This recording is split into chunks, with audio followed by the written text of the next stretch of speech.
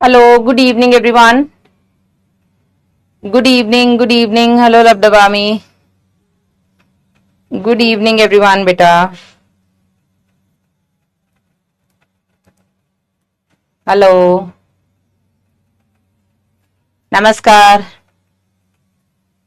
जो new student हैं उन सभी का स्वागत है बेटा, और आपसे रिक्वेस्ट है कि प्लीज जाकर के पिछले लेक्चर्स पहले देखें, वरना कुछ समझ में नहीं आएगा आप लोगों को. यस? हाँ जी. गुड इवनिंग बेटा. हेलो. मैं अच्छी हूँ, आप सब कैसे हैं?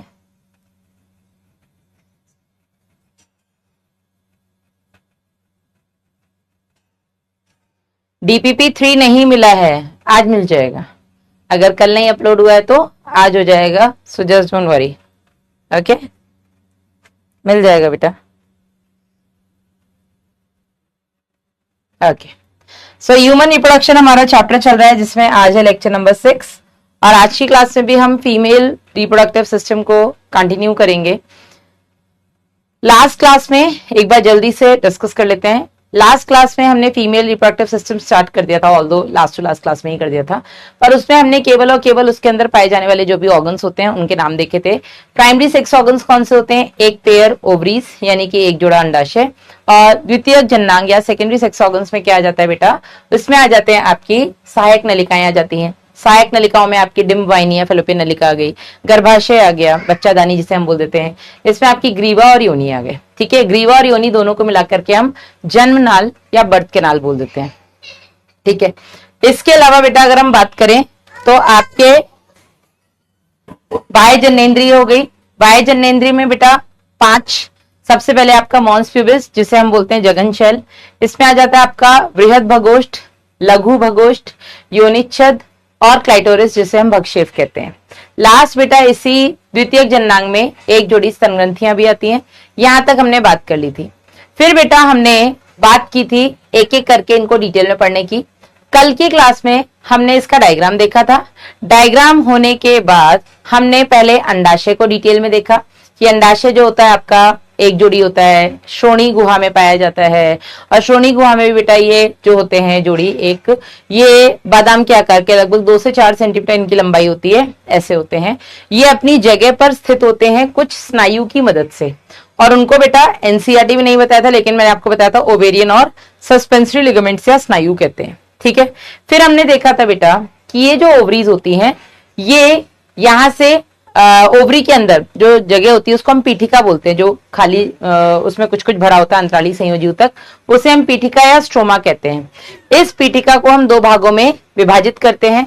सबसे पहला बेटा बाहरी भाग, परिधीय भाग, जिसे हम वल्कुट कहते हैं. दूसरा बीच वाला भाग, जिसे हम मध्यांश कहते हैं. मध्यांश में हमने देखा था रक्त वाहिनियां पाई जाती हैं, जबकि जो वल्कुटीय भाग होता है उसमें आपको डेवलपिंग फॉलिकल्स या परिवर्तित होते हुए पुटिकाएं देखने को मिलती है. ठीक है, ऑल्दो हम इसके बारे में डिटेल में बात करेंगे आगे, लेकिन यहां तक मैंने आपको कल बता दिया था.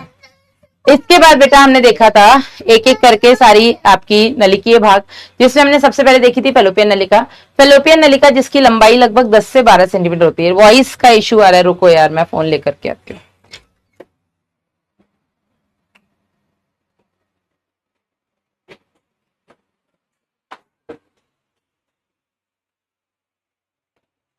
एक मिनट रुकना बेटा.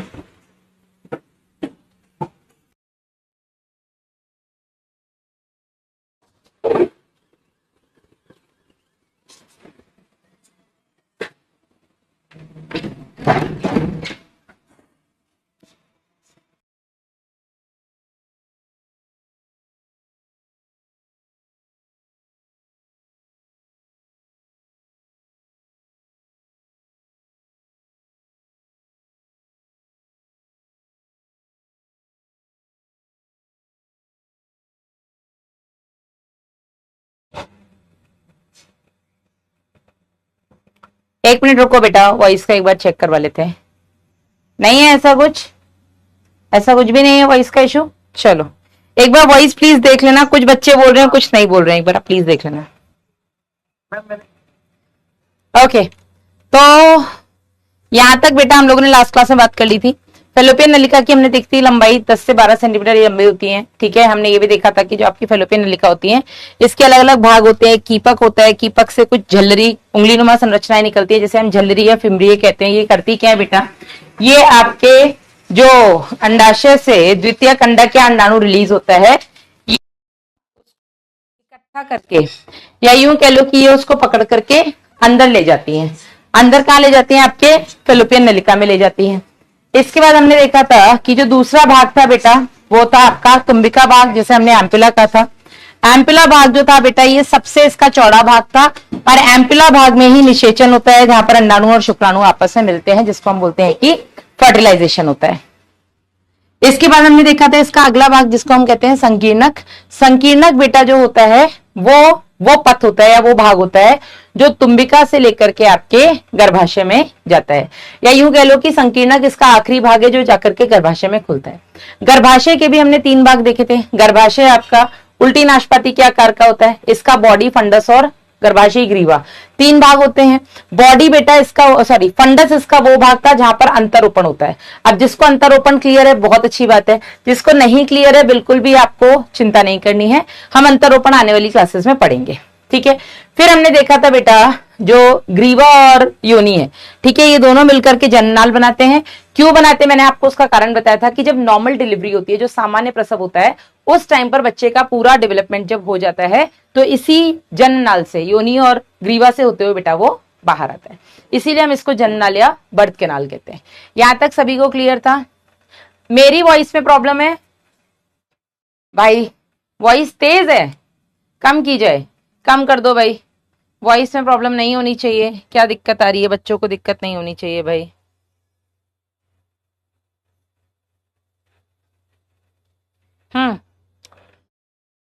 यहां तक बेटा हमने कल की क्लास में डिस्कस कर लिया था। आज हम बेटा आगे बढ़ेंगे और बात करेंगे बाह्य जननेंद्रिय की।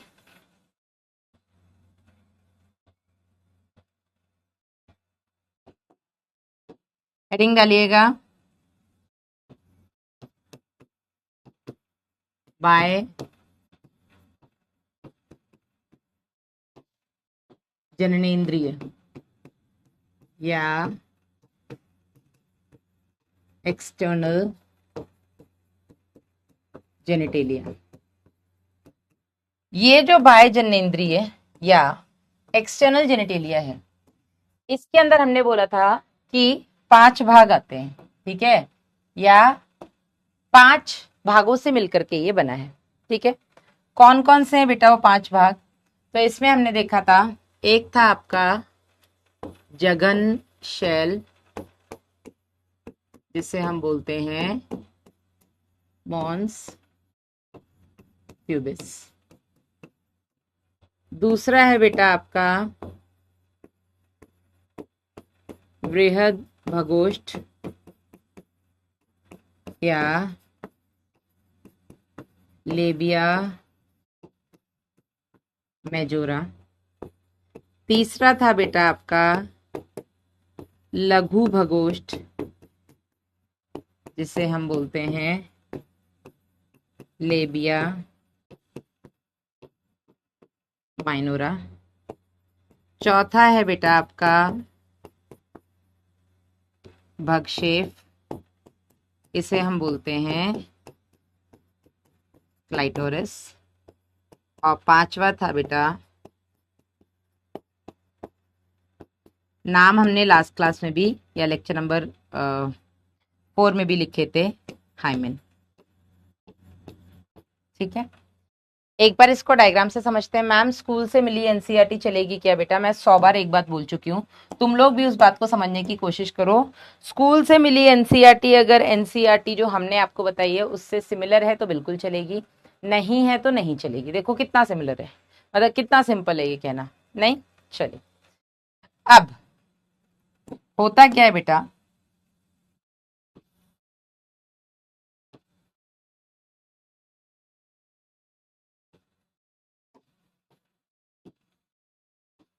ये हो गया आपका यूरेथ्रा, जिसे हम बोलते हैं मूत्र मार्ग या यूरेथ्रल ओपनिंग, और ये हो गई बेटा आपकी वेजाइनल ओपनिंग, जिसे हम योनि छिद्र कहते हैं। ठीक है, तो ये हो गया मूत्र मार्ग रंध्र या यूरेथ्रल मीएटस, और ये हो गया बेटा आपका योनि छिद्र या वेजाइनल ओपनिंग। ठीक है, ये जो योनि छिद्र होती है, दोनों अगर सेम है तो बिल्कुल चलेगा।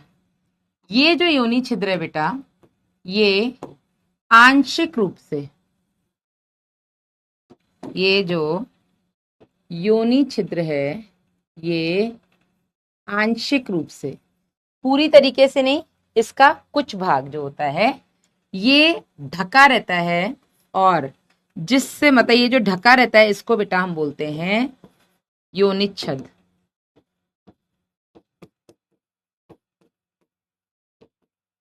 या हाइमेन। पहली चीज क्लियर है? चलो इसको दूसरी तरफ लिख देते हैं सो दैट मेरे को ज्यादा जगह मिलेगी इसको समझाने के लिए।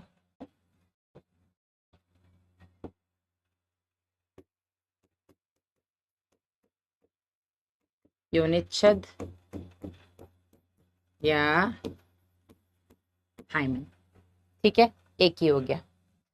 दूसरा बेटा, ये जो मैंने यहां पर बनाया है इसको हम बोलते हैं लेबिया माइनोरा।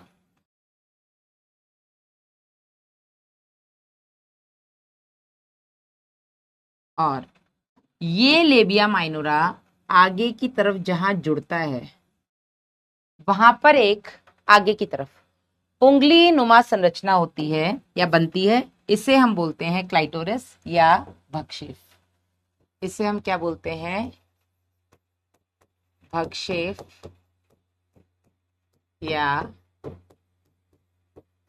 क्लाइटोरिस। ठीक है, ये जो बेटा मैंने संरचना बनाई है इसे हम बोलेंगे लघु भगोष्ठ या लेबिया माइनोरा। ठीक है, यहां तक समझ में आ रहा है सबको? आगे बनाते हैं। जो माइनोरा होता है बेटा, इस माइनोरा के बाहर की तरफ, ठीक है, इस लेबिया, हाँ ये एक्सटर्नल पार्ट है सनी, एक्सटर्नल जेनेटिलिया बोला ना, बाह्य जननेंद्रिय, तो बाहर वाले पार्ट है ना ये जो बाहर की तरफ से दिखते हैं। फिर इसके बाहर बेटा एक और लूज फोल्ड ऑफ स्किन होती है,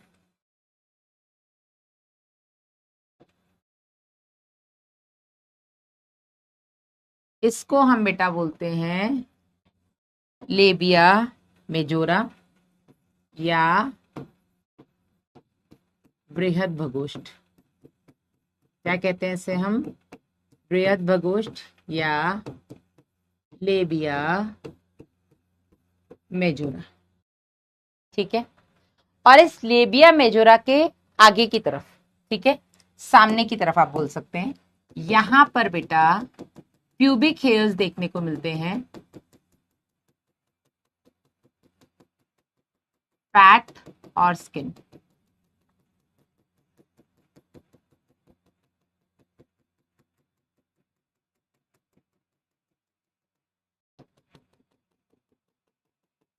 ये हेयर्स हैं, ठीक है, ये हेयर्स हैं।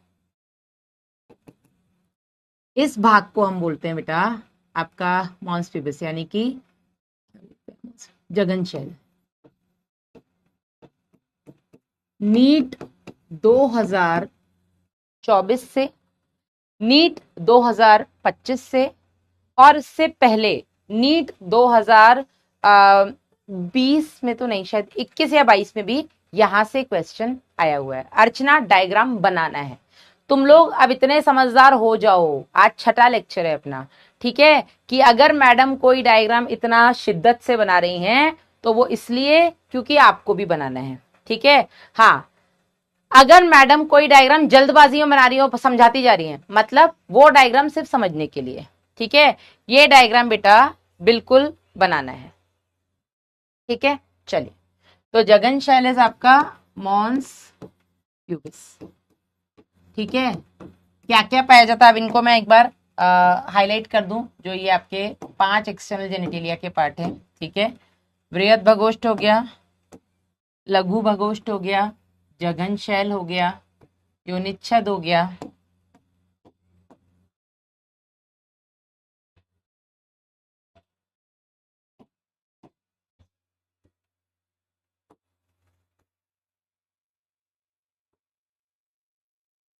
चलिए एक बार इनके बारे में डायग्राम से क्लियर है। पहले कुछ चीजें ये बता दो मुझे, डायग्राम से क्लियर है चीजें?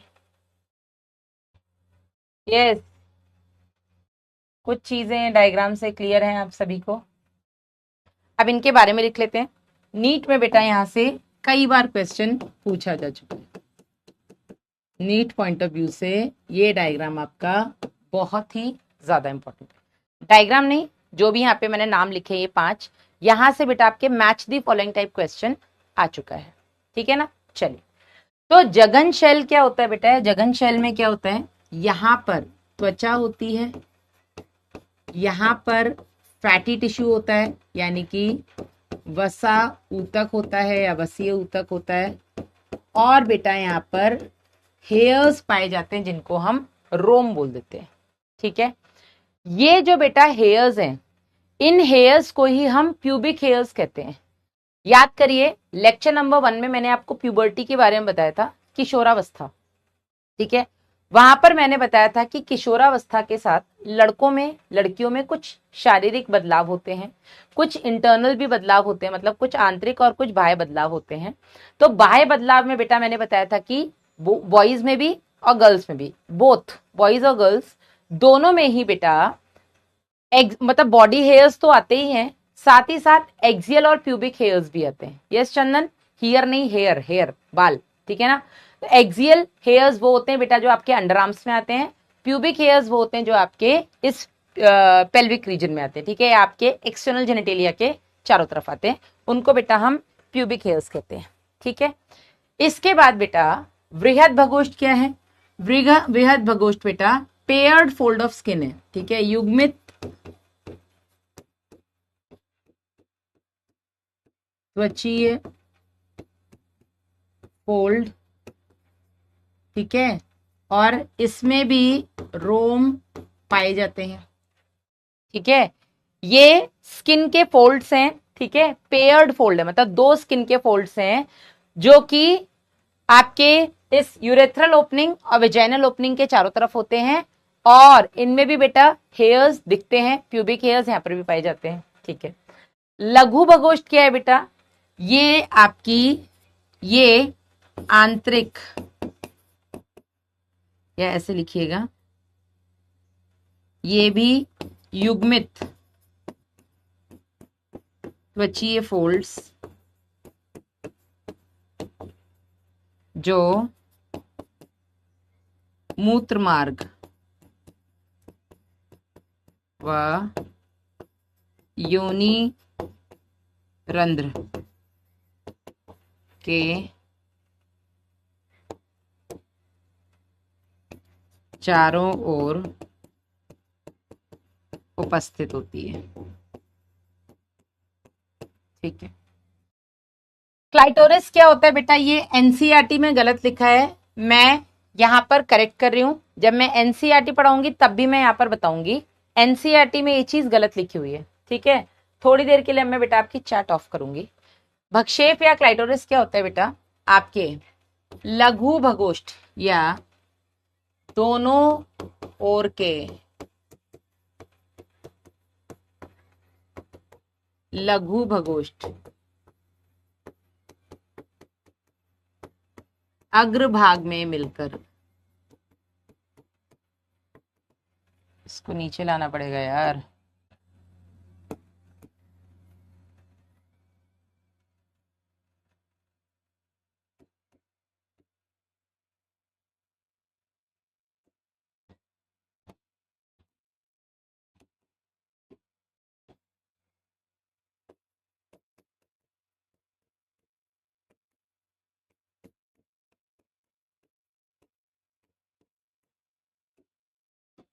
अग्रभाग में मिलकर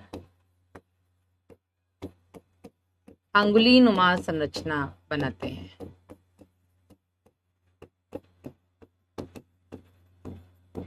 और ये बेटा जो संरचना होती है, ये मैंने कहा था कि शिशिन के जैसी होती है। ठीक है, यहां पर भी आपका इरेक्टाइल टिश्यू होता है, जैसे कि मेल्स में शिशिन में होता है, ऐसे बेटा यहां पर भी इरेक्टाइल टिश्यू होता है फीमेल्स के केस में। ठीक है, क्लियर है यहां तक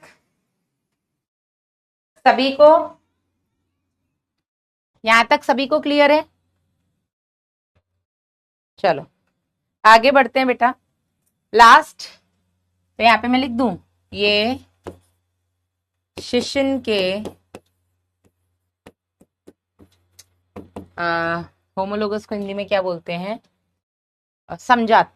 ठीक है, समजात यानी कि संरचना समान होती है, काम अलग होता है। इसमें भी उठान ऊतक पाया जाता है। ठीक है, इरेक्टाइल टिश्यू जो आपके शिशिन में पाया जाता है, वैसा ही बेटा यहां पर भी पाया जाता है। ओके, ठीक है। योनित छद की अगर हम बात करें, योनित छद क्या होता है, तो यह है पतली झिल्ली जो योनि को आंशिक रूप से ढकती है, जो योनि को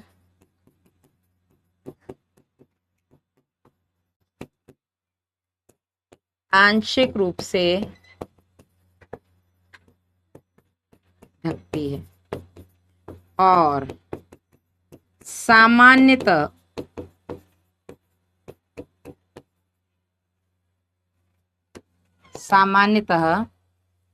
पहले सेक्सुअल इंटरकोर्स के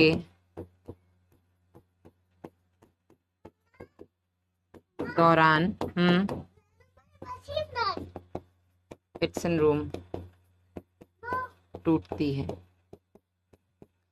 अब यहां से भी आपके नीट में 2 बार क्वेश्चन आ चुका है इस हाइमन को लेकर के, ये आप जल्दी से लिखिएगा, फिर आगे बढ़ते हैं। हाँ जी, समझ में आया जो मैंने लिखा है यहां पर? क्लियर है सबको? यस, लिख लीजिएगा, बहुत टाइम है आपके पास।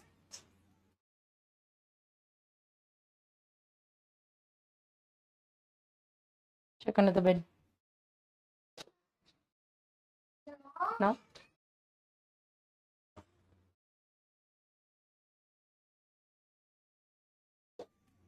डन है यहां तक सभी का? आराम से बनाइए बेटा, कोई जल्दी नहीं है।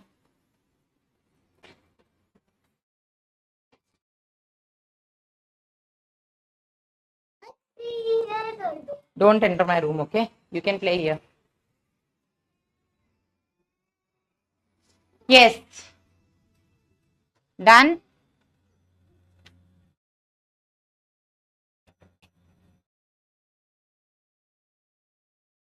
I'll remove the cell.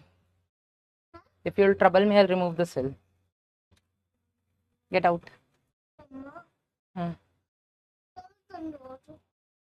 You want to read? You can write here. Sure. Sit here. Here, in front of AC, not there. I'll teach there. Here you can sit and play. ठीक है, यहाँ तक सबको clear है? Doubts मिस्टी कुमारी में आपके, मिष्टी जो भी है मैं बाद में देखूंगी, अभी नहीं देखूं। मुझे प्लीज डाउट्स लास्ट में पूछा करिए। मम्मा मिष्टी तो आपके फोन में भी आती है। नम्रता पूछ रही मैम इस एरिया में हेयर्स का क्या काम है? बेटा इस एरिया में हेयर्स का काम ये है कि ये 2 हमारी बॉडी में ओपनिंग्स है। ठीक है, माउथ हमारी ओपनिंग है, आईज हमारी ओपनिंग है, ईयर्स हमारे ओपनिंग है। ठीक है, ऐसे ही बेटा बॉडी के पोस्टीरियर रीजन में या लोअर रीजन में ये 2 ओपनिंग्स होती हैं। ठीक है, और इन ओपनिंग से बैक्टीरियाज वगैरह अंदर जा सकते हैं। तो हेयर्स का बेटा यहाँ पर जो काम होता है वो ये कि किसी भी तरीके के अगर कोई माइक्रोबियल एंट्री को ये रोक सकती है, किसी भी तरीके के सूक्ष्म जीव वगैरह के ये अंदर जाने को रोक सकती हैं। ठीक है, ये इनका काम है। जल्दी से बेटा आप ये बना लीजिए।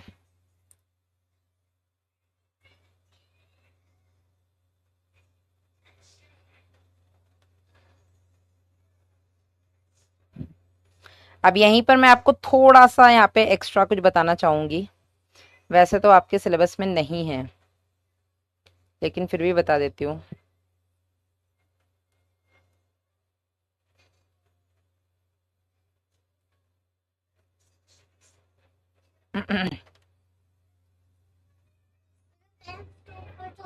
Do it by your own.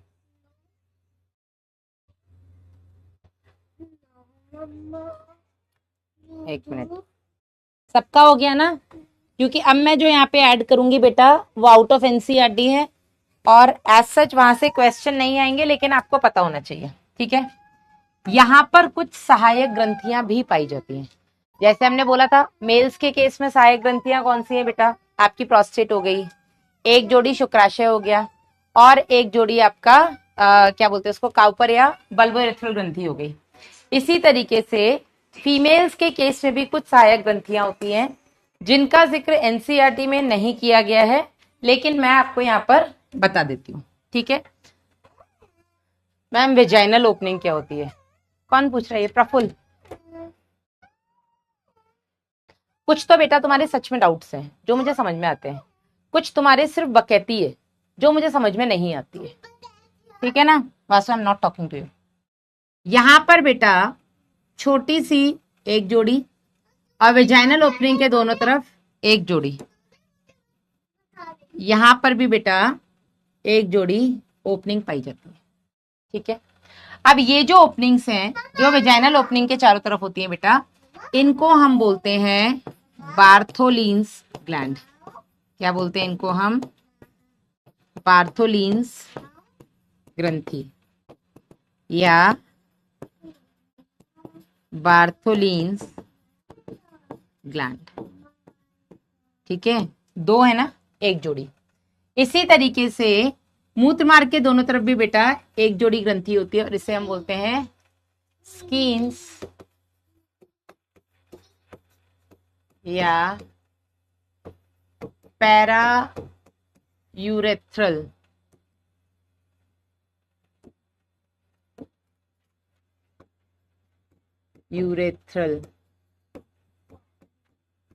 ग्रंथि, ठीक है। स्कीन्स और पैरा यूरेथ्रल ग्लैंड, ठीक है। पैरा यूरेथ्रल इसलिए बोलते हैं क्योंकि ये ओपनिंग के दोनों तरफ है, ठीक है। इसको स्कीन्स बोलते हैं, ठीक है। और ये वाला जो है बेटा क्योंकि वेजाइनल ओपनिंग के दोनों तरफ है, ये बार्थोलिन्स ग्लैंड कहते हैं, इसको हम कहते हैं। आउट ऑफ एनसीईआरटी है, सिर्फ मैं बता रही हूँ। यहाँ पे कुछ लिख रहा है, हाँ बार्थोलिन्स आपके काउपस ग्लैंड के जैसे होते हैं, सॉर्ट ऑफ, ठीक है। अभी यहाँ सिर्फ इतना लिख लीजिएगा कि जो सहायक ग्रंथियां होती हैं, ये ज्ञान के बादल हैं बेटा, ये ज्ञान के बादल हैं, फट रहे हैं, थोड़े से भीग जाइए। सहायक ग्रंथियों से जो बेटा स्राव होता है, इससे श्लेष्मा का स्राव होता है। एक चिकना सा पदार्थ यहाँ से स्रावित होता है, इसको हम बोलेंगे ये म्यूकस का सिक्रीशन करता है, ठीक है। और ये जो बेटा म्यूकस होता है ये क्या करता है, ये आपके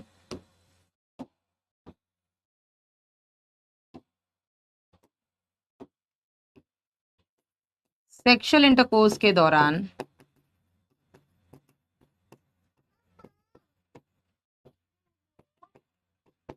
स्नेहन प्रदान करते हैं, लुब्रिकेशन प्रोवाइड करते हैं। जो आपके काउपर ग्रंथि का काम है वही लगभग इनका भी काम होता है, ठीक है। ये ज्ञान के बादल थे, फट गए, थोड़ा सा भीग जाइए, कोई दिक्कत नहीं है। हाँ जी, yes yes yes yes, Newton के रिश्तेदार, बिल्कुल। यहाँ रख करके पढ़ाई से राइट ABCD, ठीक है, क्लियर है। हाँ, नहीं भीगेंगे, बिजली गिर गई तो मरोगे तब भी नहीं, चिंता मत करो, ठीक है। यहाँ तक क्लियर है। चलिए अब यहाँ पर बेटा जो क्वेश्चन आपके नीट में आता है वो आता है आपके हाइमेन से रिलेटेड, यानी कि यूनिट 6 से रिलेटेड। जो हाइमेन होता है, ठीक है, हाइमेन को जनरली मना किया ना मैंने, हाइमेन को बेटा जनरली माना जाता है, इसका 3D नहीं है, जिसका 3D था कल मैंने आपको दिखा दिया है।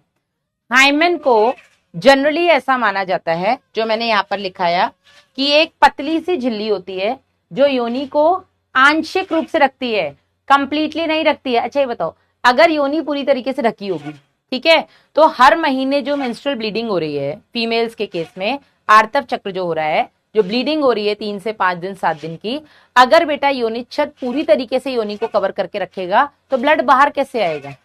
योनि के थ्रू ही तो बाहर आता है ना। इसीलिए ये जो बेटा योनिच्छद होता है, ये आपकी वेजाइनल ओपनिंग को आंशिक तौर पर, यानी कि आधा अधूरा कवर करके रखता है, पूरा कवर करके नहीं रखता है, ठीक है। और ऐसा माना जाता है कि जनरली बेटा जब पहला सेक्सुअल इंटरकोर्स होता है उस टाइम पर ये जो हाइमेन होती है ये टूट जाती है, विच इज नॉट रॉन्ग। लेकिन अगर आप ये बोलें कि हाइमेन केवल पहले सेक्सुअल इंटरकोर्स पे ही टूटती है, वो गलत है। ये बोलना सही है कि सामान्यतः, मतलब अक्सर, ये जो हाइमेन होती है ये पहले सेक्सुअल इंटरकोर्स के दौरान टूटती है, विच इज ओके। लेकिन इसको आप रिलायबल इंडिकेटर नहीं मान सकते हैं किसी भी फीमेल के वर्जिनिटी का। अब वर्जिन क्या होता है? वर्जिन का मतलब होता है ऐसा मेल या ऐसा फीमेल जिसने कभी भी सेक्सुअल इंटरकोर्स ना किया हो, ठीक है ना। तो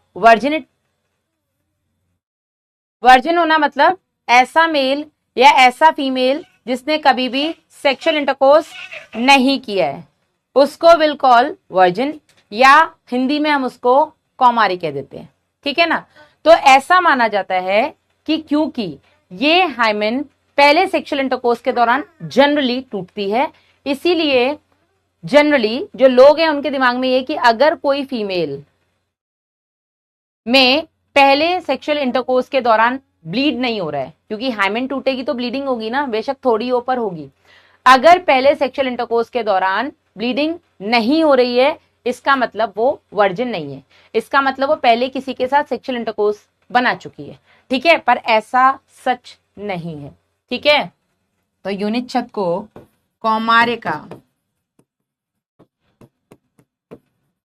रिलायबल इंडिकेटर को क्या बोलेंगे? रिलायबल इंडिकेटर इज सूचक। एक मिनट रुक जाना मुझे, है ना। हाँ, वास्तविक।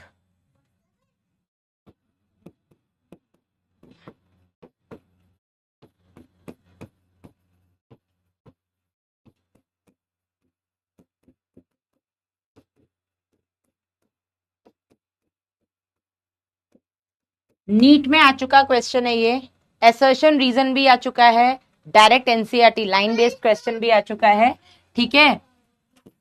कौमार्य का वास्तविक सूचक नहीं माना जा सकता, can not be considered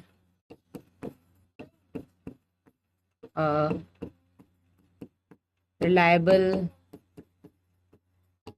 indicator of virginity, ठीक है। कोई फीमेल वर्जिन है नहीं है, ये बेटा योनिच्छद से पता नहीं किया जा सकता। क्यों नहीं पता किया जा सकता? क्योंकि कई बार फीमेल्स जो कि सेक्सुअल इंटरकोर्स में इन्वॉल्व नहीं है, बिल्कुल लिखना है उज्जवल, बोल रही हूं नीट में आ चुका क्वेश्चन है, समझ में नहीं आ रहा है तुम लोगों को, इतना सजा के मैं क्यों लिख रही हूं? ताकि तुम लोग क्लियर देख सको, तुम लोग क्लियर लिख सको। कैसी बातें कर रहे हो यार, लेक्चर नंबर 6 है, तुम अब तक यही पूछते हो मैडम किसका डायग्राम बनाए, मैडम लिखें। नहीं मत लिखो। अगर तुम आइंस्टीन हो, न्यूटन हो, तो भैया रोबोट हो, तो मैं जैसे बोलती यार चुपचाप सुनते जाओ, दिमाग में छापते जाओ, कोई जरूरत नहीं लिखने की, क्यों इतना कष्ट पहुंचा रहे हो। हाँ चलिए, क्यों नहीं माना जा सकता? क्योंकि कई महिलाओं में या कई स्त्रियों में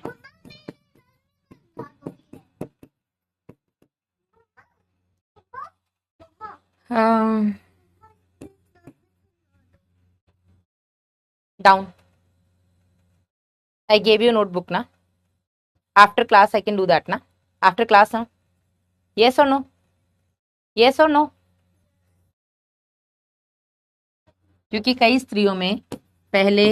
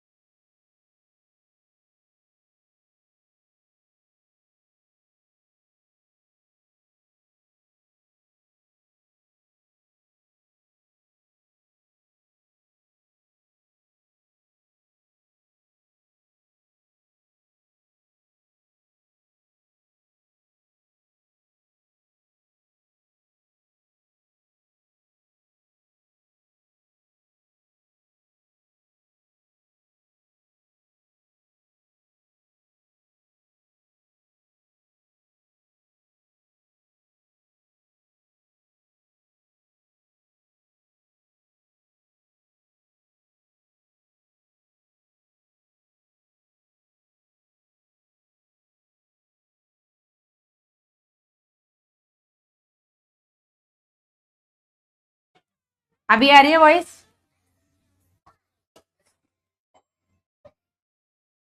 हाँ जी, अभी आ रही है। हाँ, जैसे आदि में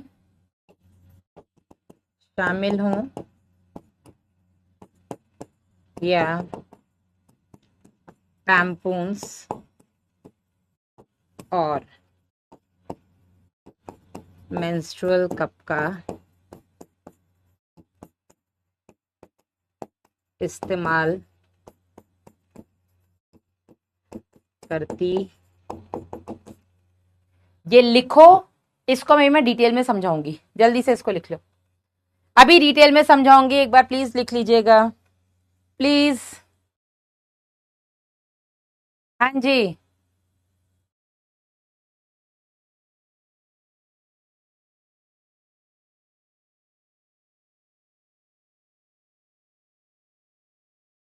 यहां से आपके नीट में 2 बार क्वेश्चन आ चुका है, ठीक है, तो ये भी इंपॉर्टेंट है, लिख लीजिएगा।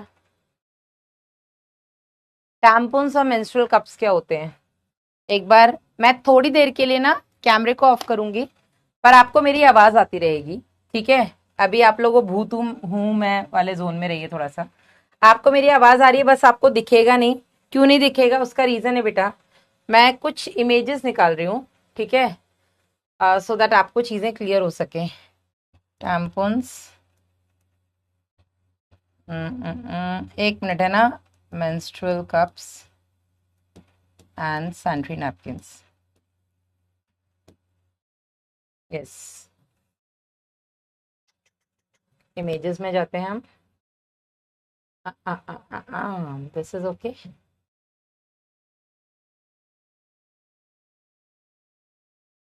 ओपन ही नहीं हो रहा है। टैम्पन्स, मेंस्ट्रुअल कप्स एंड, क्या है भाई, दिक्कत क्या है इसको? एक मिनट यार, एक मिनट, ओपन नहीं हो रहा है ये। हेलो, हाँ जी मुकेश जी। अरे मैंने कैमरा बंद किया, मुझे एक वो इमेज ओपन करनी है गूगल से, लेकिन वो ओपन नहीं हो रही है। मैं आपको एक इमेज फॉरवर्ड कर रही हूँ, आप इसको एक मुझे पीडीएफ में बना के भेज दोगे प्लीज? हेलो, हाँ मैं आपको भेजती हूँ।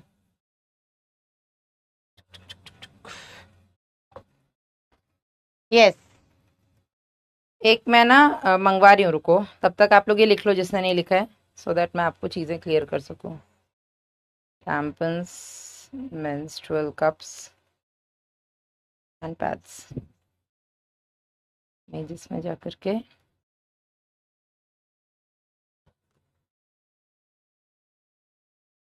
शेयर इमेज व्हाट्सएप पे।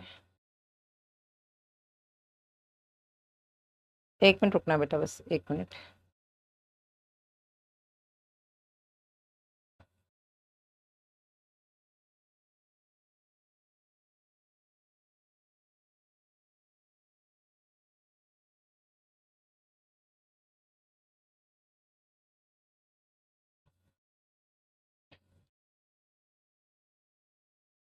एक मिनट है ना,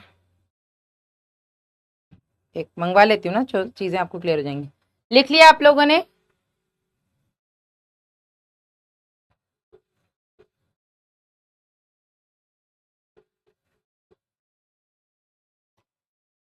हाँ,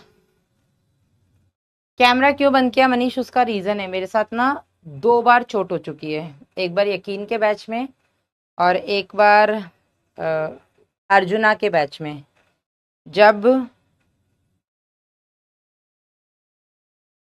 मैं पीपीटी पता नहीं क्या कुछ तो करी थी, एकदम से व्हाट्सएप ओपन हुआ और उसमें मेरा ही नंबर बट गया भाई साहब।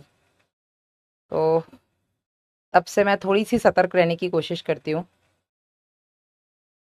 थोड़ी सी सतर्क रहने की कोशिश करती हूँ। भाई ने मेरा नंबर बट गया था, इतना बच्चे इतने मतलब पगला गए थे कि 3 दिन तक वो कॉल ही करते रहे। लिटरली मुझे अपना फोन स्विच ऑफ करना पड़ा। मेरे हस्बैंड जब ऑफिस से आए तो मैंने उनके फोन से अपने घर पे भी फोन किया, और तब मैंने दूसरी सिम भी ली, लेकिन मेरा भाई दूसरी सिम से काम चल नहीं सकता, बिकॉज मेरा ये 14-15 साल पुराना नंबर है जो अभी मैं यूज कर रही हूँ। तो हर जगह मेरे पुराने जो फ्रेंड्स हैं या जो नए भी हैं या बैंक हर जगह मेरा वही नंबर था। तो इस वजह से मुझे थोड़ा सा, हाँ ये देखो गौरव विश्वकर्मा बोल रहे मैडम लीक हो गया था, ये हमारे जरूर कोई पुराने छात्र रहे हैं। चलिए, कौमार्य क्या होता है? मैंने फिर बोला वर्जिनिटी। वर्जिनिटी मतलब वर्जिन, हम ऐसे मेल, एक लड़का एक लड़की, वर्जिन हम उसको बोल सकते हैं अगर उन्होंने कभी भी किसी के साथ सेक्सुअल इंटरकोर्स नहीं किया है।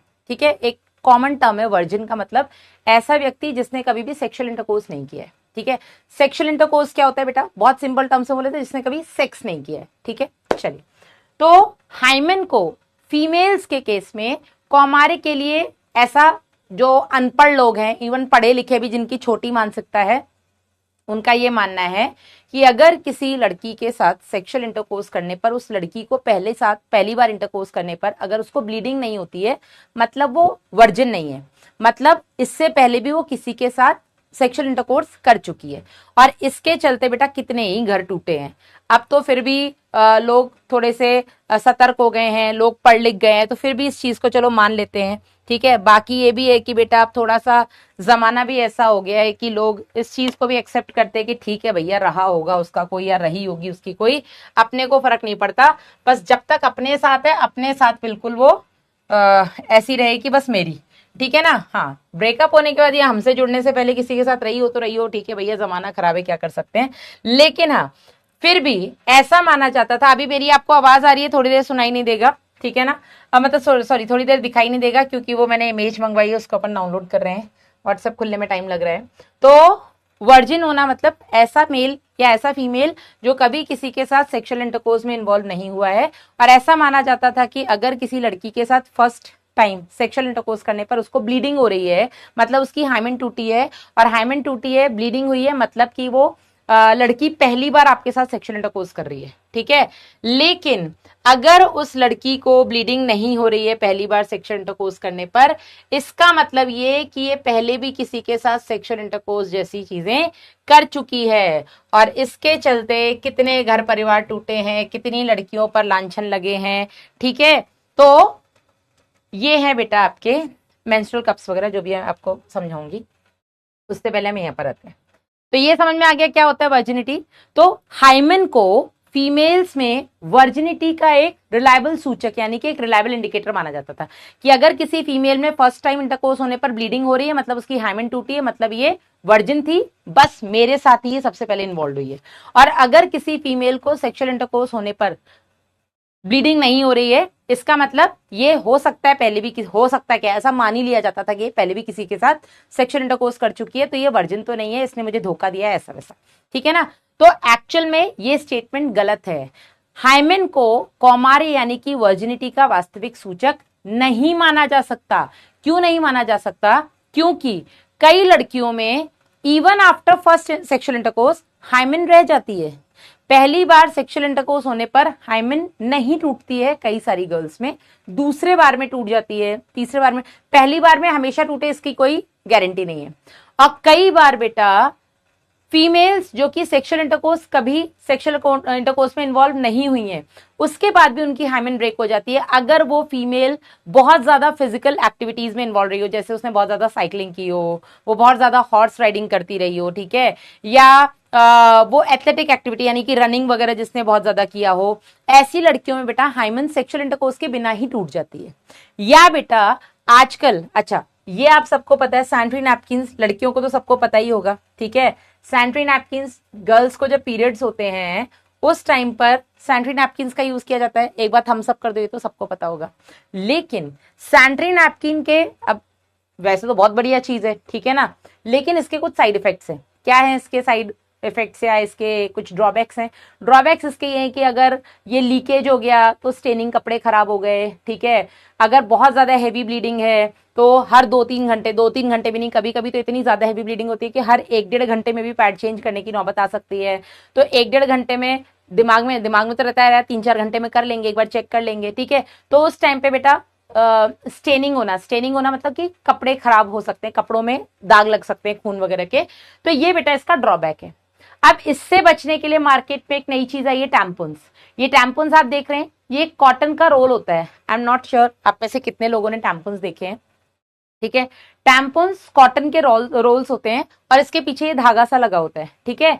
तो इस टैम्पून के कॉटन के रोल, मतलब ये जो टैम्पून होते हैं कॉटन रोल, इसको फीमेल्स अंदर डाल लेती हैं, ठीक है। इससे क्या होता है, जो भी अंदर से ब्लीड, ये वेजाइनल ओपनिंग में ही रहता है, ठीक है। वेजाइना मैंने आपको कल दिखाया था जो 3D था उसमें, कि वेजाइना सिर्फ एक छेद नहीं है, वेजाइना अंदर एक छोटी सी नलिका भी है, ठीक है। तो ये बेटा वेजाइनल ओपनिंग में अंदर डाल दिया जाता है, जिससे कि जो भी ब्लड आ रहा है, और साथ में सैनिटरी नैपकिन भी लगा लेती हैं फीमेल्स, कि कोई भी ब्लड आ रहा है तो बेटा ये जो टैम्पून्स है ये अंदर ही ब्लड को एब्जॉर्ब कर लेता है, और जो इतना पतला दिख रहा है ये ब्लड को एब्जॉर्ब करके थोड़ा सा फूल जाता है, ठीक है। और जब ये भर जाता है पूरा, तो फीमेल को अनकंफर्टेबल फील होता है इतना कि वो इसको जाकर के रिमूव कर देती है।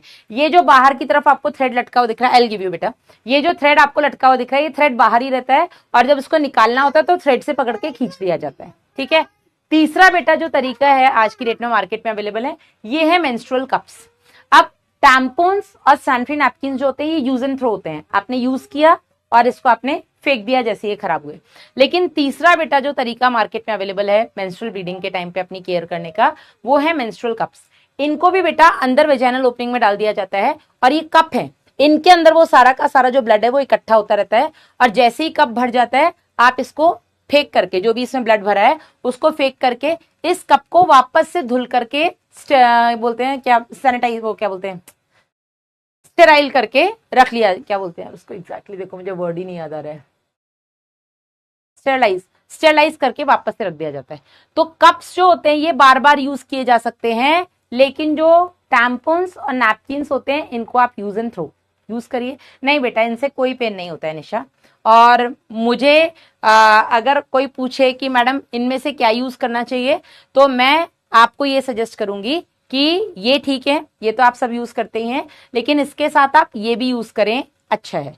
हाँ, 15 साल से कम अगर आपकी उम्र है तो प्लीज आप इसको यूज ना करें, ठीक है। दूसरी नहीं, इनमें से कुछ भी पेनफुल नहीं है, इनमें से कुछ भी पेनफुल नहीं है, ठीक है। अगर आपकी उम्र 15 साल से कम है तो आप टैम्पून्स वगैरह नहीं यूज करिए। और दूसरी बात ये, कप्स तो बिल्कुल भी यूज मत करिए। और दूसरी बात ये कि अगर आपको टैम्पून्स यूज करना है और आपको लगता है कि मेरी भी वर्जिनिटी जा सकती है, तो आप ना यूज करें, कोई दिक्कत नहीं। शादी के बाद यूज करना बहुत इजी है, क्योंकि उसके बाद ऐसी कोई दिक्कत होती नहीं है। वर्जिनिटी वाली अगर आपको संभाल करके रखनी है, ठीक है, और संभाल के रखो, ऐसी कोई दिक्कत नहीं है। लेकिन self care is utmost care, ठीक है ना। तो मैं तो यही कहूंगी, आउट, तो मैं ये कहूंगी कि आपकी उम्र के हिसाब से अभी आप सैनिटरी नैपकिन यूज करिए। फिर भी अगर आपको लगता है कि बहुत ज्यादा स्टेनिंग वगैरह का खतरा है, तो आप साथ में टैम्पून्स भी यूज कर सकते हैं। 15 साल से कम उम्र की लड़कियों में टैम्पून्स यूज करना हम जनरली नहीं सजेस्ट करते हैं। Okay fine. तो अगर कोई फीमेल मेंस्ट्रुअल कप्स, टैम्पून्स, इन सब का यूज करती है, उस कंडीशन में भी हाइमेन टूट सकती है, कोई बड़ी बात नहीं है। पहली बार देखा है, कोई बात नहीं अंतिमा, बहुत कुछ अभी तो दिखाना है। क्लियर है? इतना बड़ा कप कैसे जाएगा बेटा, ये बहुत ही इलास्टिक होता है, और वो यहाँ पे दिखने में बड़ा लग रहा है, इतना बड़ा नहीं होता है, ठीक है। चलिए, डन है यहां तक? क्लियर है एक्सटर्नल जेनिटेलिया सबको? चलिए एक बार एनसीईआरटी रीड कर लेते हैं इसकी, फिर आगे बढ़ेंगे। तो एनसीईआरटी क्या कहती है? एनसीईआरटी कहती है स्त्री के बाह्य जननेंद्रिय के अंतर्गत क्या क्या आता है? जघन शैल, ठीक है, मॉन्स प्यूबिस, बृहद भगोष्ठिस लेबिया मेजोरा, लघु भगोष्ठ लेबिया माइनोरा, योनिच्छद हाइमेन, और भक्षेप यानी कि क्लाइटोरिस, ठीक है। जघन शैल में क्या होता है बेटा? यहाँ पर वसा होता है, यानी कि फैटी टिश्यू होता है, ठीक है, और इसके ऊपर त्वचा और वहां पर प्यूबिक हेयर्स भी पाए जाते हैं, ठीक है। तो ये जो जघन बाल हैं बेटा, इनको हम प्यूबिक हेयर्स भी कह देते हैं, इनको हम प्यूबिक हेयर्स भी कह देते हैं, ठीक है। आगे बेटा जो लेबिया मेजोरा है, यहाँ पर मसल्स का, या आप ये बोल दो फोल्ड होता है टिश्यू का, ठीक है, और ये जघन शैल से नीचे की तरफ फैले होते हैं, योनि द्वार को चारों तरफ से घेरे रहते हैं। लघु भगोष जो होता है ये भी बेटा आपका स्किन का फोल्ड होता है, और ये जो होता है ये बृहद भगोष से अंदर की तरफ या नीचे की तरफ स्थित होता है। योनि का जो द्वार होता है वो प्रायः एक पतली झिल्ली जिसे हम योनिच्छद कहते हैं, उसे आंशिक रूप से उसको वो ढका रहता है। ठीक है, कौन? योनिच्छद, जिसे हम बेटा हाइमेन भी कह देते हैं। ठीक है, क्लियर है ना? यहां तक तो कोई डाउट नहीं है। आगे बढ़ते हैं। लास्ट है बेटा क्लाइटोरिस, जिसको कि हम भक्षेप कहते हैं। क्लाइटोरिस क्या होता है? तो क्लाइटोरिस बेटा एक छोटी सी उंगली नुमा संरचना है जो मूत्र द्वार के ऊपर की ओर दो, इसको आप काट करके लघु भगोष्ठ करिए। एनसीईआरटी में ये गलत लिखा हुआ है। ठीक है ना? तो दोनों जो लेबिया माइनोरा होते हैं वो जब आगे की तरफ मिलते हैं, उनके मिलने से जो पतली उंगली नुमा छोटी सी संरचना बनती है उसको हम भक्षेप या क्लाइटोरिस कहते हैं। ठीक है ना? चलिए अब यहां आ जाइए। योनिच्छद प्रायः पहले संभोग के दौरान फट जाता है, प्रायः, अक्सर। ठीक है ना? हालांकि ये कभी कभी तेज धक्के या अचानक गिरने से भी फट सकता है। इसके अलावा बेटा योनि टैम्पोन्स या फिर घुड़सवारी, साइकिलिंग, खेलकूद, इन सब में अगर आप सक्रिय भागीदारी लेते हैं उससे भी बेटा ये कई बार फट जाती है। ठीक है ना? कुछ फीमेल्स में बेटा ये जो हाइमेन होता है इवन आफ्टर सेक्सुअल इंटरकोर्स भी ये बना रहता है, इसलिए इसका होना या ना होना किसी भी स्त्री के कौमार्य की निशानी नहीं मानी जा सकती। ठीक है? या ये नहीं माना जा सकता कि इसको इससे पहले का भी किसी के साथ यौन अनुभव है। क्लियर है कि नहीं है? हाँ जी, यहां तक सबको क्लियर है? एक बार थम्स अप करिए, फिर हम लास्ट टॉपिक पढ़ेंगे आज का, which is bring the bull. Last topic है बेटा आज का मैमरी ग्लैंड्स।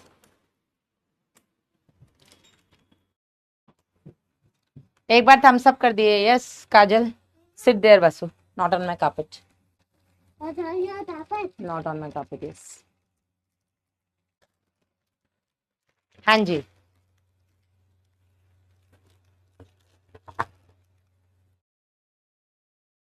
प्रियर मैम आगे बढ़े। चलिए नेक्स्ट टॉपिक है आपका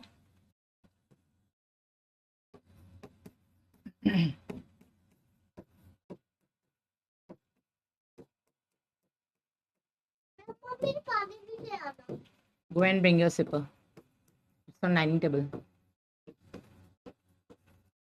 मैमरी ग्लैंड्स, स्तन ग्रंथियां।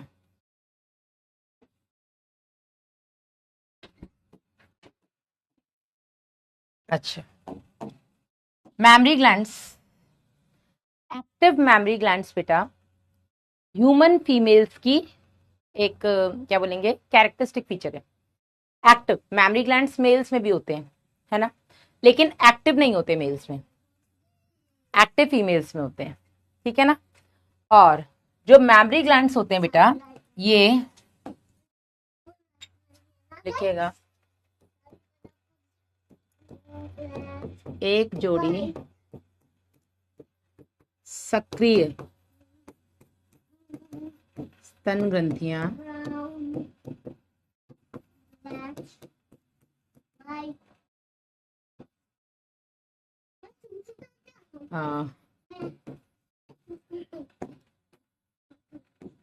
स्त्रियों का, Vasu just check who's calling or give me phone if you are going। विशिष्ट लक्षण, ठीक है, एक्टिव मैमरी ग्लैंड्स फीमेल्स का कैरेक्टरिस्टिक फीचर है। और ये जो होते हैं बेटा, ये कौन है यार, अच्छा ऑफिस से, ये जो बेटा मैमरी ग्लैंड्स होते हैं ये दो चीज से मिलकर के बनते हैं। किससे? You are going to washroom ना, यू फॉरगॉट, ये वसा या ऐसे लिखिएगा ग्रंथिल ऊतक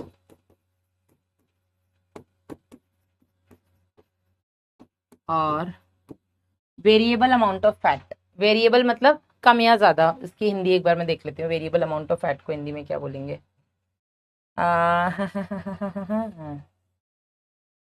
विभिन्न मात्रा में वसा, विभिन्न मात्रा में वसा की बनी होती है।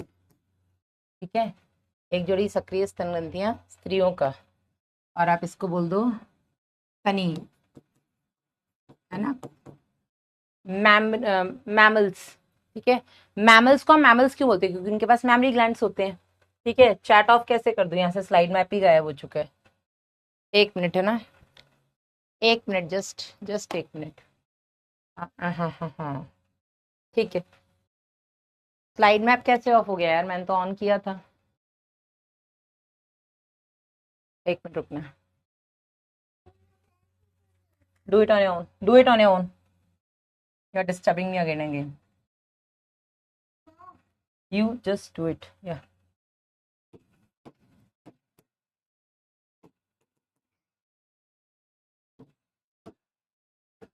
लक्ष्य नीट हिंदी।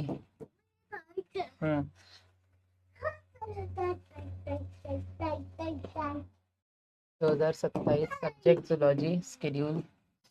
ओ ओ ओ ओ ओ ओ ओ ओ, कंटिन्यू कंटिन्यू, आ गया। चैट ऑफ कर देती हूँ मैं। ठीक है, अब होता क्या है बेटा, इसमें जो ये ग्रंथिल ऊतक है, ग्लैंडुलर टिश्यू,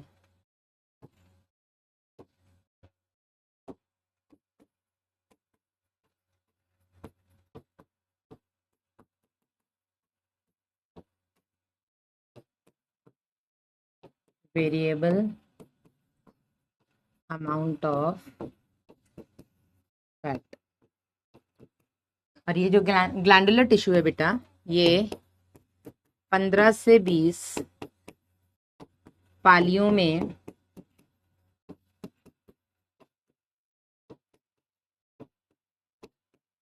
विभाजित होते हैं। ठीक है, ऐसे देखिए, ये आपकी रिब्स हैं, रिब्स मतलब पसलियां। ठीक है, ये आपकी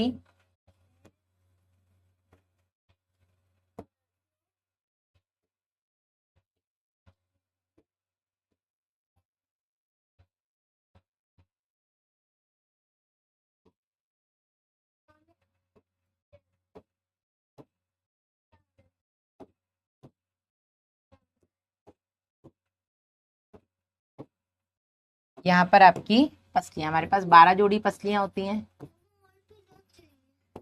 गिविंग यू,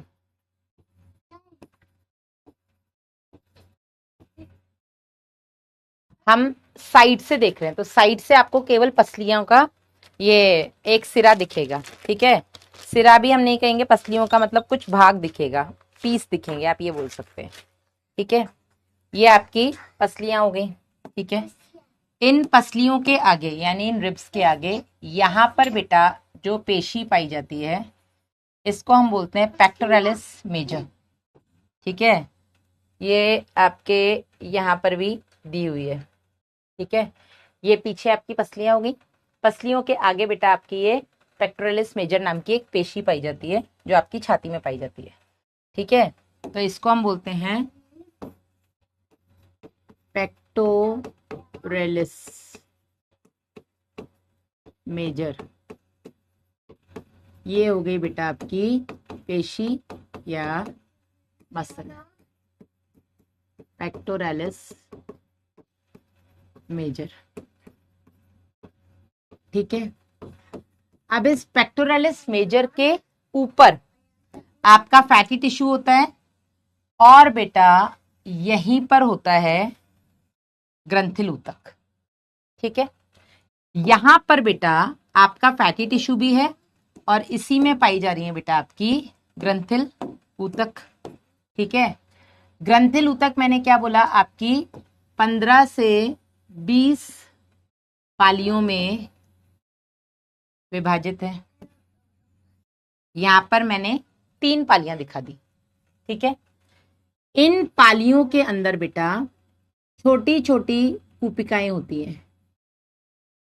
इन पालियों के अंदर छोटी छोटी ये कूपिकाएं हैं और इन कूपिकाओं के अंदर छोटी छोटी कोशिकाएं हैं जिनको हम कूपिका कोशिका बोलते हैं।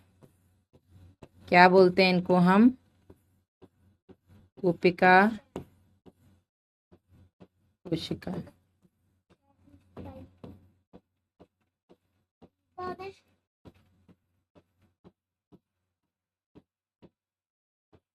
ये आपकी सरल घनाकार उपकला होती है।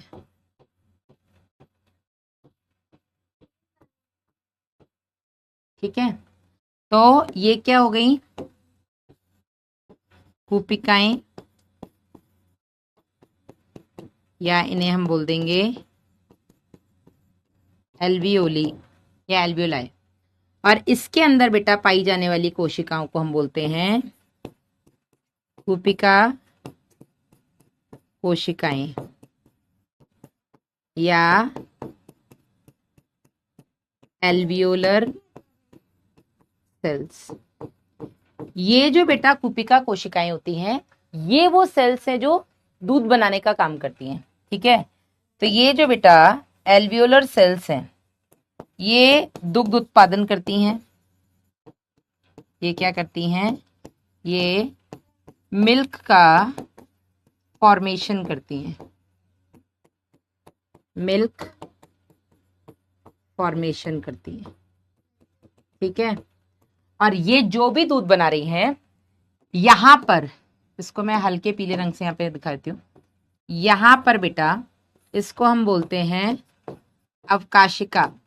कोशिकाओं के बीच में जो जगह होती है इसे हम बोलते हैं अवकाशिका या ल्यूमेन, जिसमें जो भी दूध बना है उसको संग्रहित किया जाता है। वासु जस्ट वेट, यहाँ पर दुग्ध का संग्रहण होता है, यानी कि मिल्क का स्टोरेज होता है। आई टोल्ड यू ना, वेट। ठीक है, यहां तक समझ में आ रहा है कि नहीं?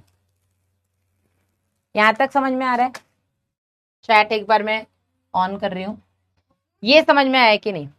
इसके अलावा बेटा चारों तरफ यहाँ पे ये पूरा वसा होता है। ठीक है, ये वसा होता है, और वसा का हमने लिखा है कि वेरिएबल अमाउंट, यानी कि किसी में कम मात्रा में वसा है, किसी में ज्यादा मात्रा में वसा है, लेकिन वसा सभी में होता है। ठीक है, एडिपोज या इसको हम फैट बोल देते हैं। यहां तक क्लियर है? चलिए आगे चैट ऑफ करते हैं, बढ़ते हैं।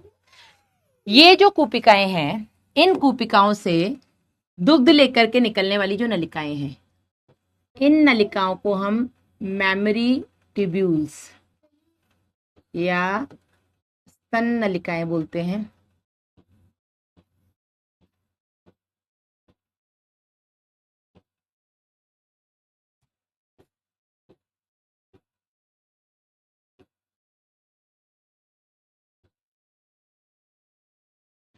ठीक है, तो जो इनसे निकल रही हैं नलिकाएं, इनको हम स्तन नलिकाएं या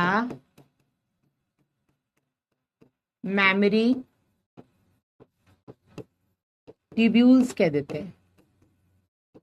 ठीक है, हर एक कूपिका से निकलने वाली नलिकाएं जब आपस में जुड़ती हैं तो इनको बेटा हम स्तन वाहिनियां या मेमोरी डक्ट्स कह देते हैं। क्या कह देते हैं इनको? मेमोरी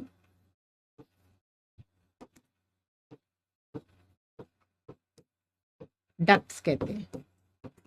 और ये वाहिनियां बेटा जब आपस में मिलती हैं, तो जहां पर बेटा ये आपस में मिलती हैं वहां पर ये एक फूला हुआ भाग बनाएंगी, जिसको हम तुम्बिका बोलेंगे। क्या बोलेंगे इसको हम? इसको हम तुम्बिका या एम्पुला बोलते हैं। और एम्पुला से आगे जो नलिका निकलती है इसको हम दुग्ध वाहिनी या लैक्टिफेरस डक्ट कहते हैं। क्या बोलते हैं? Lactiferous duct. He is saying lacti, मैंने कहा ना लैक्टी, तो कह रहा है फेरस डक्ट। ये समय से पहले जूलॉजी पढ़ जाएंगे, बताओ क्या करें। जूलॉजी इनकी हम ऐसे चलते फिरते ही करा देंगे। बॉटनी और फिजिक्स केमिस्ट्री की क्लासेस दिलानी पड़ेंगी, फिर पता लगेगा इनका इंटरेस्ट यहाँ है भी कि नहीं। और ये बेटा आगे जाकर के निपल में मेरी दूधू में भी होते हैं क्या?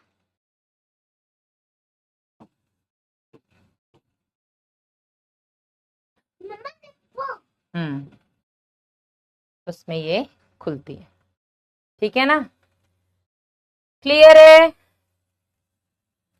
अब यहां से बेटा जो आपका नीट में क्वेश्चन आ चुका है, एक बार मैं लिख रही हूं, अभी मैं वापस से दिखा दूंगी आपको। यहां से जो आपका नीट में क्वेश्चन आ चुका है वो दुग्ध का आपको पूरा ये पाथवे पता होना चाहिए, ठीक है। तो बनता कहाँ है बेटा, ये पुपिका कोशिकाओं में, ठीक है, एल्वियोलर सेल्स में पुपिका कोशिकाएं, ठीक है, एल्वियोलर सेल्स जहां पर इसका निर्माण होता है। यहां से बेटा ये जाती हैं अवकाशिका में, अवकाशिका यानी कि ल्यूमेन में बेटा ये दुग्ध जो भी बनता है ये संग्रहित रहता है। ल्यूमेन से जब ये बाहर निकलता है तो ये निकलता है आपका स्तन नलिकाओं में। Just wait sit there. स्तन नलिकाओं में, जिसे हम बोलते हैं मेमरी ट्यूब्यूल। स्तन नलिका से बेटा ये आगे जाकर के खुलता है स्तन वाहिनी में, जिसे हम बोलेंगे मेमरी डक्ट।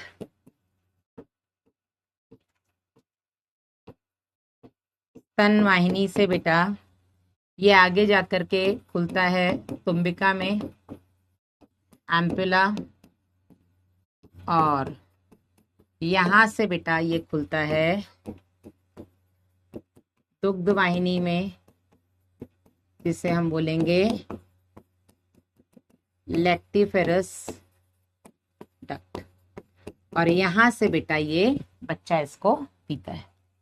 ये जल्दी से बना लीजिएगा और मुझे बताइएगा एक बार ये क्लियर है या नहीं। यस, क्लियर है सबको? यस, आपको भी क्लियर है? नाइस।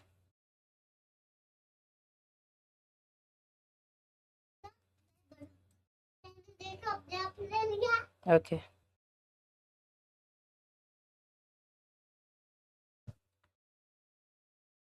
हाँ जी, यहाँ तक सबको क्लियर है, राइट?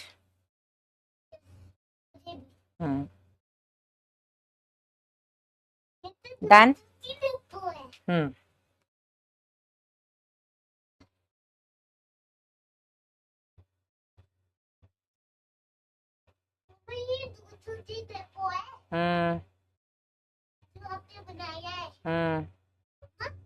यस बेटा।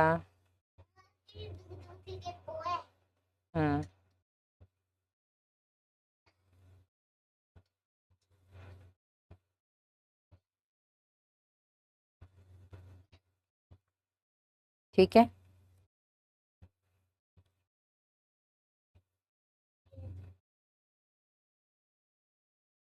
यहाँ तक सबको क्लियर है? अब ये आपने देखा होगा कि ये वाला जो पार्ट होता है ये हल्का सा पिगमेंटेड होता है। पिगमेंटेड मतलब यहाँ पर थोड़ा डार्क कलर होता है, ठीक है। इस पार्ट को हम इंग्लिश में एरियोले कहते हैं। क्या कहते हैं? एरियोले। ये क्या बोलेंगे, निप्पल का वर्णित भाग होता है। वर्णित यानी कि जहां पर पिगमेंट होते हैं, मेलेनिन पिगमेंट होता है, ठीक है। वर्णित भाग होता है, पिगमेंटेड पार्ट होता है, ठीक है। इसीलिए इसका कलर नॉर्मल से थोड़ा सा डार्क होता है। क्लियर है? चलिए, तो ये बेटा आपका नीट में आ चुका क्वेश्चन है। अब क्या होता है, कैसे दुग्ध का निर्माण होता है, ये सब बेटा मैं आपको लास्ट में पढ़ा दूंगी, ठीक है। यहाँ पर एक चीज और आपको पता होनी चाहिए, यहाँ ना इसके साइड में कुछ सेल्स पाए जाते हैं, एल्वियोले के साइड में, इनको हम मायो एपिथेलियल सेल्स कहते हैं। ठीक है, इनको हम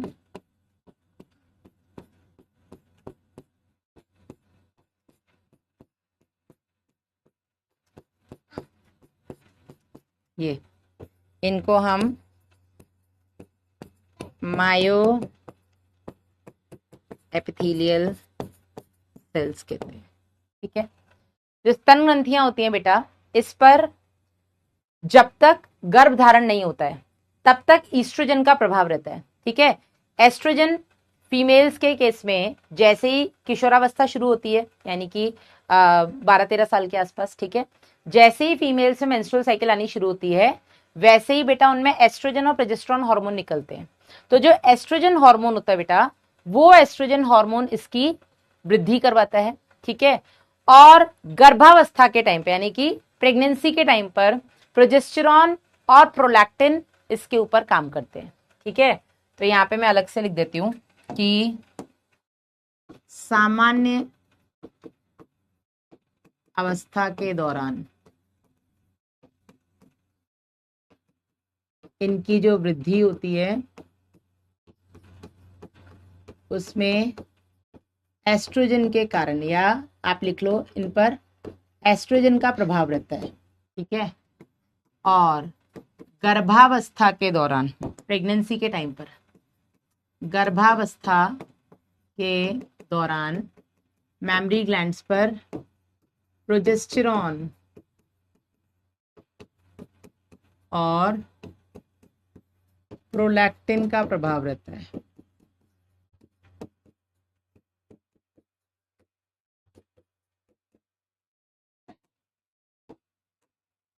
क्लियर है सभी को? यस, चैट ऑफ नहीं करनी है, बस एनसीईआरटी एक बार पढ़ लेते हैं। तो एनसीईआरटी क्या कहती है? एनसीईआरटी कहती है कि जो एक्टिव स्तन ग्रंथियां हैं वो सभी फीमेल मैमल्स का लक्षण है। स्तनधारियां जो होती हैं बेटा युग्म संरचना होती है, जिसमें ग्रंथिल ऊतक और विभिन्न मात्रा में वसा पाया जाता है। इसके अंदर जो ग्रंथिल ऊतक होता है 15 से 20 स्तन पालियों में विभाजित होता है। ठीक है, जिसमें कोशिकाओं के समूह होते हैं जिन्हें हम कूपिका कह देते हैं। कूपिकाओं की जो कोशिकाएं होती हैं बेटा, ये मिल्क फॉर्मेशन करती हैं और उसको सिक्रीट करती हैं, जो इनकी गुहा में संग्रहित रहता है। ठीक है, और ये स्तन नलिकाओं में खुलती हैं। प्रत्येक पाली की नलिका बेटा मिलकर के स्तन वाहिनी बनाती हैं, और कई सारी स्तन वाहिनियां मिलकर के एक वृहद स्तन तुम्बिका बनाती हैं, जो आगे जाकर के दुग्ध वाहिनी से जुड़ी होती हैं, जिससे कि दूध स्तन से बाहर निकलता है। ठीक है, and this is the picture जो मैं भी आपको समझा चुकी हूँ। ठीक है, दिस इज इट। होमवर्क में DPP 4 आएगी आज आपकी। ठीक है, इसी के साथ हमारा मेल और फीमेल रिप्रोडक्टिव सिस्टम खत्म हो चुका है ना। अब यहाँ पर बेटा हमने 6 लेक्चर में केवल आपके सिस्टम्स खत्म किए हैं। अब अगले 2-3 लेक्चर्स में हम गैमेटोजेनेसिस यानी कि युग्मक जनन पढ़ेंगे। फिर अगले 2-3 लेक्चर्स में हम 2 लेक्चर्स में हम वीर्य सेचन, निषेचन, ये सब। अब ज्यादा नहीं बचा, एक बार यहां तक ही बेटा पढ़ना मेजर है। ठीक है, इसके बाद तो आपके जो टॉपिक्स हैं वो बहुत बड़े बड़े नहीं है, हाँ, लेकिन आपको अभी 10 लेक्चर और लग जाएंगे, मतलब 9 से 10 लेक्चर और लग जाएंगे। ठीक है, अब मैं आपके डाउट्स देख लेती हूँ। डाउट्स जेन्युइन होंगे I'll आंसर, नहीं होंगे तो गेट लॉस्ट। चलिए, हस्तक्षेप बंद किया जा सकता है क्या? हस्तक्षेप इज दैट इंटरफेरेंस। खूब इंटरफेयर बंद करो यार, अपना वो बंद कर दो, चैट काउंटर बंद कर दो, आपका इंटरफेरेंस। हस्तक्षेप इज इंटरफेरेंस ही हुआ ना। एम्पिला का स्तन ग्रंथियों में क्या काम है? सुशांत शुक्ला, काम क्या है बेटा? जब बहुत सारी, अब मैंने यहाँ पे 3 आपको पालियां दिखाई हैं, ऐसी हर एक मेमरी ग्लैंड के अंदर 15 से 20 पालियां होती हैं। तो 15 से 20 पालियों से जब स्तन वाहिनी यानी कि मेमरी डक्ट निकल करके आती है, तो जब 15-20 स्तन वाहिनियां एक साथ मिलती हैं तो वहां पर एक फूला हुआ सा पोर्शन बच जाता है, उसको हम तुम्बिका कह देते हैं। उसका काम क्या है? काम कुछ नहीं है, उस स्ट्रक्चर को हम तुम्बिका बोल देते हैं। ठीक है ना। वॉइस के सीने का फैट कैसे कम करें? मैम इसमें वसा का क्या, वसा को कम कर सकते हैं क्या या नहीं? प्रियांशी बिल्कुल कर सकते हैं। वसा क्या है? वसा आपकी बॉडी में, मेरी बिंदी कहाँ गई? वसा आपकी बॉडी में स्टोर्ड फूड ही तो है।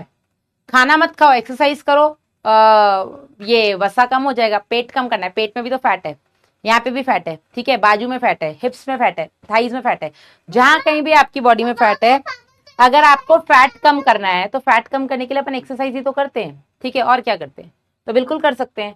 सर्विक्स एंड हाइमन में क्या डिफरेंस है?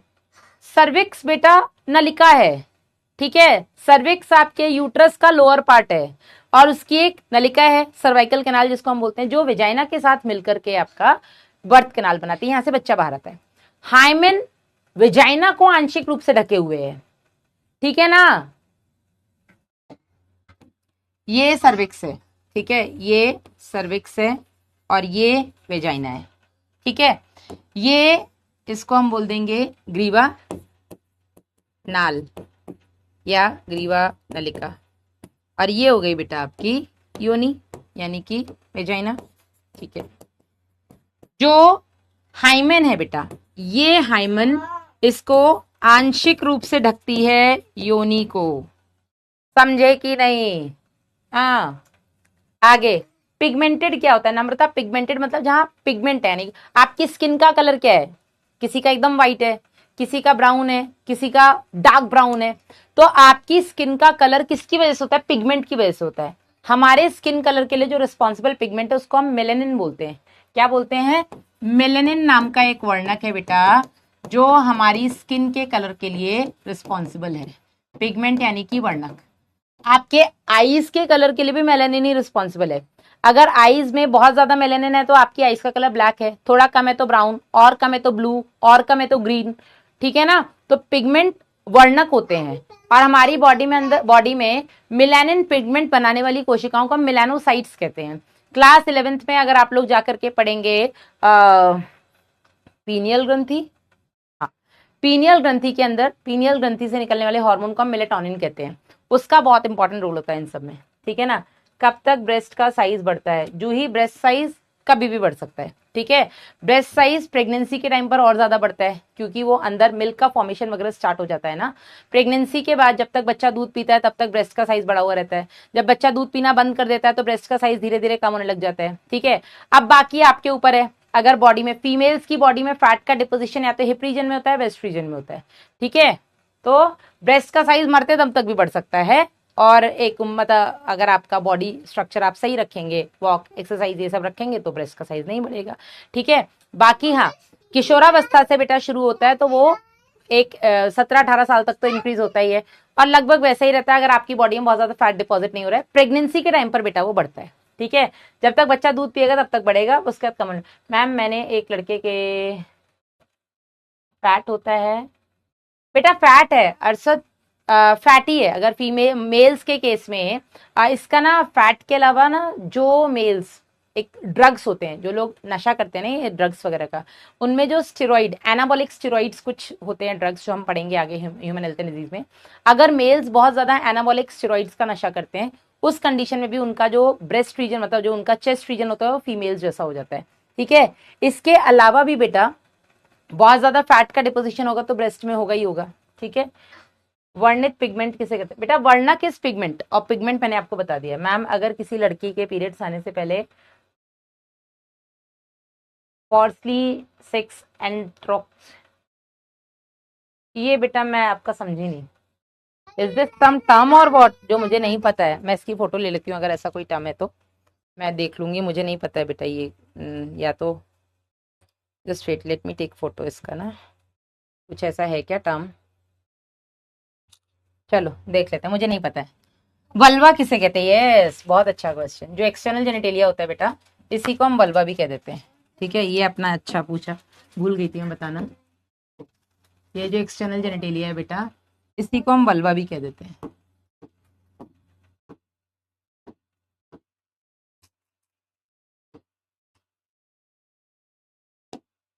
इसी को हम वल्वा भी कह देते हैं, ठीक है ना। हाँ, तो this is all about the female reproductive system. इसी के साथ बेटा अपना आज का लेक्चर खत्म होता है। नेक्स्ट क्लास में हम युग्मक जनन से स्टार्ट करेंगे। पहले एक क्लास में पूरा मेल गेमिटोजेनेसिस हो पाएगा जिसमें स्पर्म कैसे बनते हैं, ठीक है, स्पर्म की संरचना कैसी होती है, कौन कौन से हार्मोन्स इसमें इन्वॉल्व होते हैं, ये हम पढ़ेंगे। नेक्स्ट क्लास में मतलब नेक्स्ट वीक में हम स्पर्मेटोजेनेसिस और oogenesis को खत्म करने की कोशिश करेंगे, ठीक है। सो दिस इज इट, अपना ध्यान रखिएगा। हाँ, डीपीपी में एफएसएच और एलएच से रिलेटेड क्वेश्चन है जो मैं आपको नेक्स्ट क्लास में कराऊंगी। अभी अपना ध्यान रखिएगा, मिलेंगे बेटा नेक्स्ट लेक्चर में। Till then bye bye, take care, bye bye.